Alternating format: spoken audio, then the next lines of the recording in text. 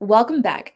In honor of Black History Month, Zebulon Miletsky of the Association for the Study of African American Life and History joins me for discussion on the annual celebration of African American achievements and the relationship between Black history and U.S. education. Zebulon, thank you so much for joining me.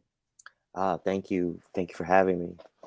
So, as mentioned, it is Black History Month where the country celebrates the achievement of African Americans. How does your organization acknowledge and celebrate this month?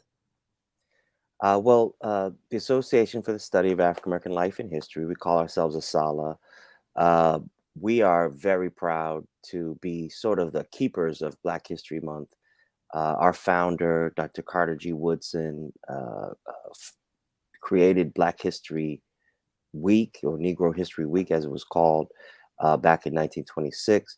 And then that became Black History Month in the 1970s. And so we've just been very proud to be the sort of guardians and keepers of that legacy over the years. And we're really excited about this year.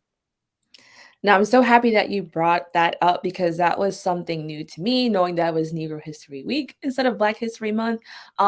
So on your website, you have in quotations, however, Woodson never confined Negro history to a week. And it was in bold letters. Can you just explain why your organization wanted to highlight that?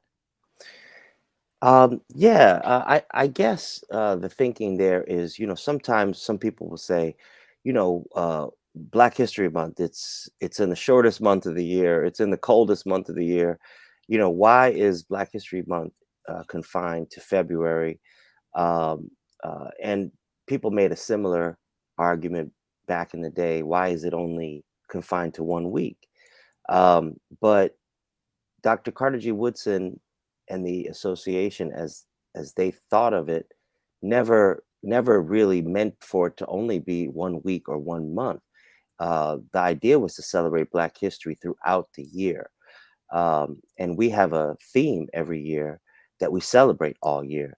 So I think that you might be picking up on a little uh, water under the bridge from debates that go back over 100 years. The Sala is over 100 years old, and we have been, pushing for this focus on the contributions of African Americans for a long time. And as you can imagine, there's always been some pushback. There's always been some people who had some critique about doing just that. Now, this year you're having a virtual festival with a theme of Black health and wellness. Can you explain why your organization wanted to highlight this? Yes, well, we kind of identify our themes a few years in advance.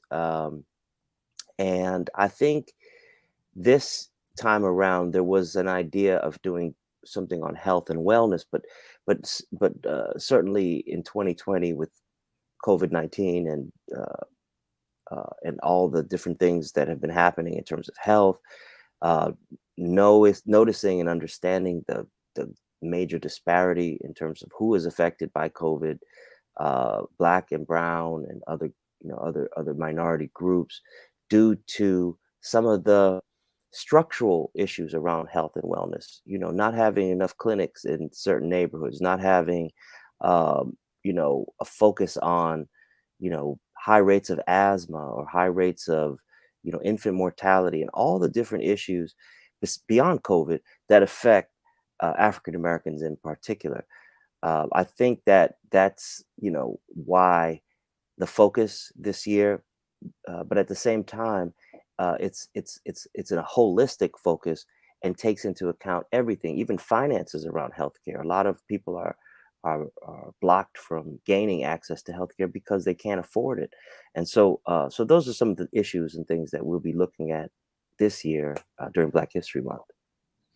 Now, for decades, the public celebration and acknowledgement of Black History Month has always been debated.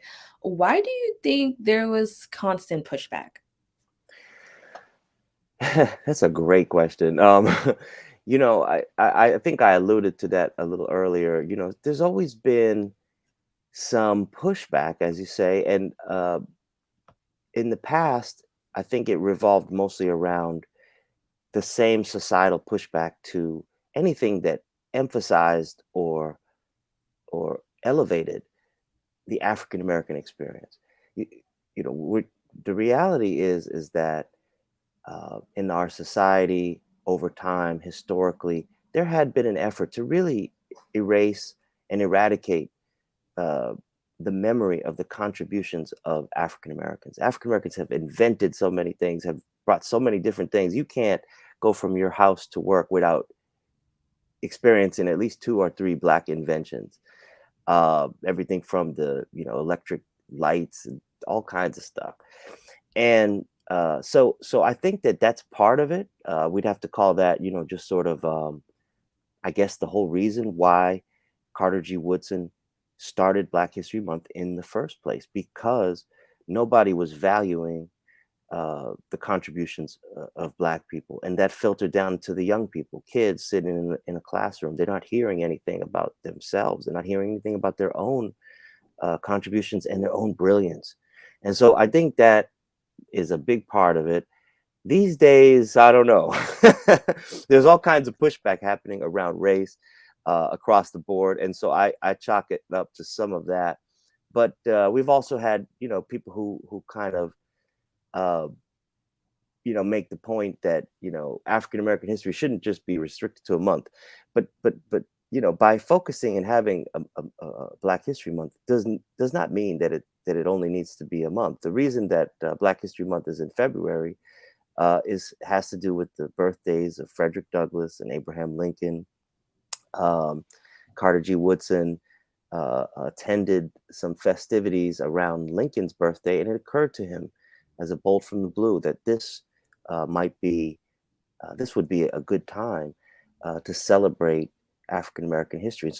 So we're embracing the truth. We're not blocking out anything that might make anyone feel uncomfortable, but we're also trying to just uplift and emphasize in a world which does not focus enough on the contributions of Black people. Here are some of the amazing contributions and accomplishments of people of African descent.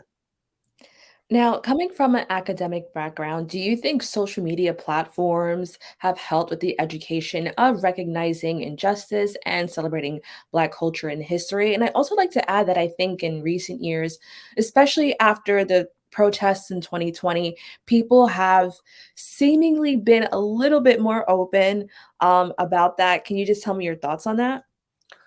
Oh yeah, I mean, in today's climate, social media plays such a big role. Uh, this 21st century civil rights movement that we kind of are living through right now, whether it be Black Lives Matter, whether it be other groups and individuals, all the new voices that have come to the forefront.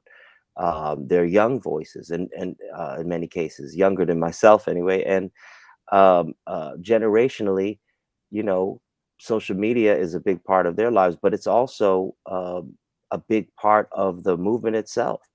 Uh, a lot of people have been sort of, what's the word, captured or chronicled, you know, committing some of these things that are really actually hate crimes that are prosecutable by law in many states, but without a chance to, have any evidence or witnessing of that, it's very hard. And we are backlogged. There are so many different things that have taken place these last 3 years, last several years, and you could go back even further. Uh, Social media has made a difference. It has created ways to sort of pressure people a little bit, bring about that sort of same movement pressure that maybe Martin Luther King or SNCC or movements of the past would have brought through boycotts and through protests and sit-ins. Here's a new way to protest, a new way to bring about that social pressure that to see the light and to do the right thing. So that's I hope I answered the question, but I think that's where social media comes in. Now, some of the social media stuff, it's hard to sift through all of it, TikToks and everything, but all of it has all of it plays a role, and certainly informing our sense of justice. The things that I personally have seen on YouTube or have seen on even TikTok or Reels, all these things, help to make us understand uh, uh, what we need to do in the early decades here of the 21st century. We have a movement which is protecting Black life and Black lives. Who would have thought that we would be here in 2022? But here we are, and we got to help America see and do the right thing. Now, although social media does play a huge part in educating young adults and pretty much anybody about Black history, it is still very important to strengthen that within our grade schools. And many people do feel that their children aren't getting the full and true aspect of Black history. What advice do you have to give to parents who are worried their kids and teens are not accurately learning about Black History Month? Oh yeah, that's a great question. Yeah, we've speaking of social media, we on social media have seen examples of teachers who tried to do some lessons that didn't go so well or just weren't appropriate. Maybe they had good intentions, maybe we don't know. You never know what it's in someone's heart or their mind. But children shouldn't be made to feel less than. They shouldn't be made to feel uncomfortable, um, uh, in terms of some of the lessons and stuff. But this is where Asala really comes in. We do a Black History Bulletin, the Black History Bulletin, with lesson plans and all kinds of useful stuff that teachers can just use immediately. And there's one out now, the issue that's out now, volume 84, number 2, actually, which looks at Black health and wellness. But I think there's definitely room for improvement. There's always room to grow, and anytime you're teaching about anything touching on topics that are controversial, like race, it can be hard. It's not easy, and but Asala's here for you. Mhm. We have the Yes. materials, we have the resources, and the main point and focus is that this is legitimate material for study. This is the kind of you don't have a well-rounded education if you don't know anything about African American history in America. Zebulon, thank you so much for joining me. We really appreciate you like having this conversation.